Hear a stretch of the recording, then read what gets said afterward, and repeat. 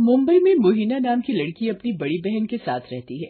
कुछ साल पहले एक्सीडेंट से मम्मी पापा की मृत्यु और अब बड़ी बहन की शादी के बाद मोहिना घर में अकेली रहती है। एक दिन मोहिना अपनी बहन के घर उससे मिलने जाती। मोहिना सुन, हम लोग कुछ दिनों के लिए शहर से बाहर जा रहे हैं, तो पीछे से तू। हाँ, मैं पीछे से घर, ट्रिकी, अपना सबका अच्छे से ध्यान रखूं। मैं तेरी नहीं, अपनी बेटी आयुषी का ध्यान रखने की बात कर रही हूँ, और हाँ, ट्रिकी का भी। हद है, मतलब मेरे बारे में नहीं सोचा चलता है, लेकिन इस छोटी बच्ची को यहाँ अकेले छोड़कर जाओगे? कितने निर्दयी पेरेंट्स हो यार तुम दोनों। हम निर्दयी सही, लेकिन इसकी मौसी तो बहुत अच्छी है। वो आयुषी का बहुत अच्छे से ध्यान रखेगी और बार बार फोन करके मम्मा पापा को भी परेशान नहीं करेगी।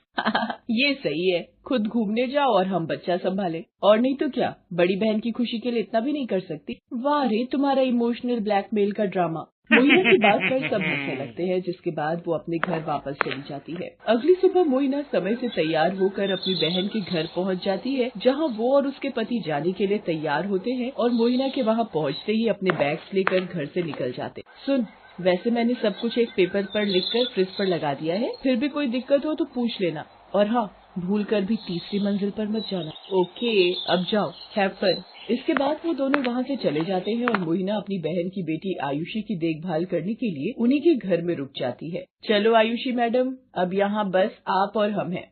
मतलब कुछ दिन सिर्फ मस्ती विद मौसी, मजा आएगा।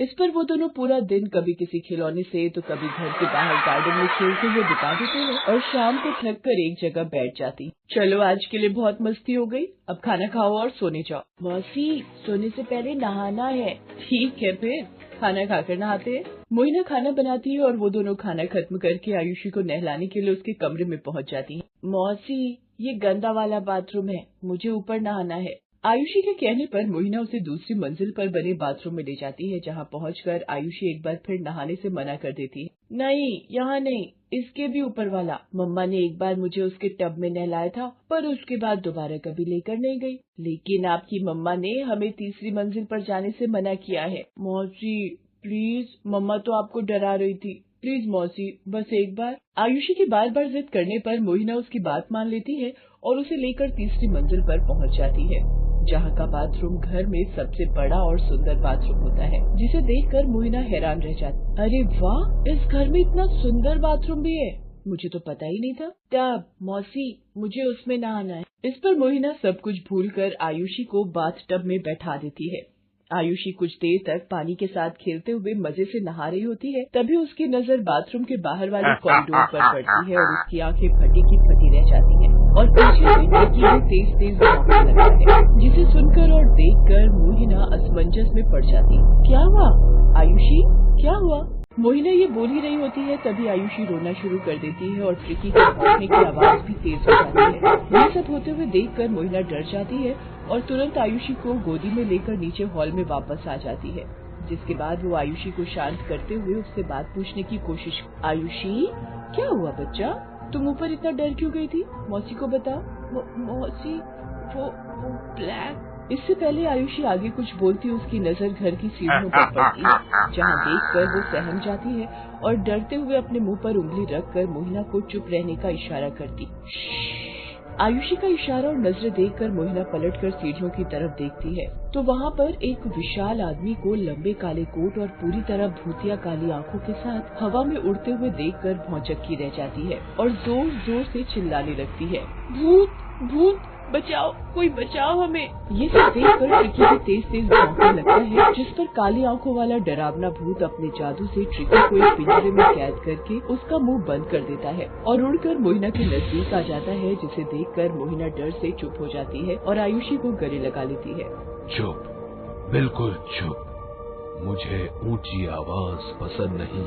अगर अब चिल्लाई तो चुप होने के लिए बोलूंगा नहीं, अपने तरीके से चुप कराऊंगा। भूत की बात सुनकर मोहिना चुप हो जाती है और डरी सहमी आयुषी को अपनी गोदी में लेकर एक कोने में बैठ जाती है, जिसके बाद भूत वहाँ से गायब हो जाता है। जिसके जाते ही मोहिना घर से बाहर निकलने की कोशिश करती है, लेकिन दरवाजा नहीं खुलता और उसकी कोशिश में दरवाजे का शोर सुनकर भूत गुस्से में मोहिना के सामने आ जाता है।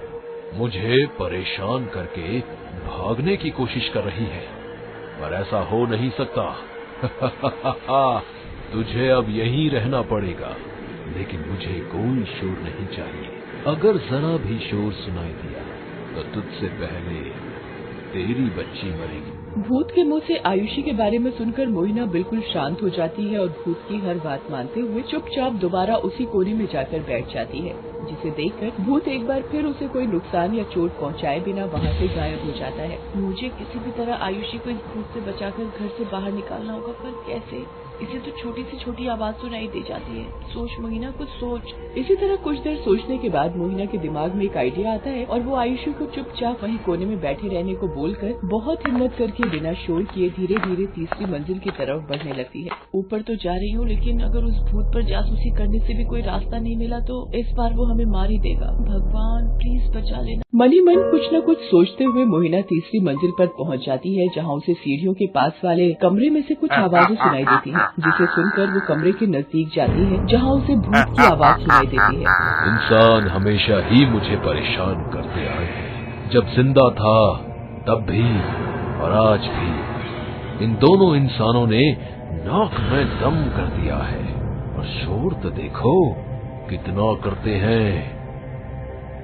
ये तो अपने शोर से मरे हुए को दोबारा मार दे, और मैं ऐसा नहीं होने दे सकता। मुझे अपनी मंजिल तक पहुंचने के लिए अब इन्हें मारना ही पड़ेगा। भूत की ये बात सुनकर कमरे के बाहर खड़ी मोहिना डर से कांप जाती है, जिस वजह से जल्दबाजी में नीचे की तरफ भागते हुए उसका हाथ कमरे के दरवाजे से टकरा जाता है, जिसकी आवाज सुनकर भूत चौकन्ना हो जाता है और बाहर निकल आता है। तेरी इतनी हिम्मत कि तू एक बार फिर मेरी मंजिल तक पहुंच गई। अब तू किसी भी हाल में जिंदा नहीं रह सकती। ऐसा बोलकर भूत सीढ़ियों पर भागते हुए मोहिना को हवा में उड़ा देता है और सीधा नीचे हॉल में ले आता है, जहां आयुषी अपनी मौसी को हवा में उड़ते देखकर डर से अपनी आंखें बंद कर लेती है। जिसके बाद भूत मोहिना को छत की तरफ उछालता है, जिसपर मोहिना छत से टकराकर जमीन पर आ गिरती है, जिसकी वजह से उसके शरीर पर बहुत चोट लग जाती है और खून भी बहने लगता है। मौसी, अब सॉरी बोल दो।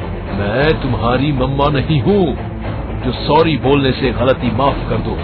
इसके बाद एक बार फिर मोहिना को हवा में उड़ाता है और इस बार सामने वाली दीवार की तरफ गिरता है। कॉर्नर टेबल के पास गिरते ही मोहिना की नजर टेबल पर रखे स्पीकर पर पड़ती है और उसे भूत की शोर वाली बात याद आती है, जिसे सोचकर वो झट से स्पीकर का रिमोट उठाकर उसे ऑन कर देती है, जिसकी तेज आवाज से भूत परेशान होने लगता है। बंद करो इसे, मैंने कहा इस आवाज को बंद करो। तुम्हें इस हरकत का भारी नुकसान होगा। मैं इसे नहीं सुन सकता, बंद करो।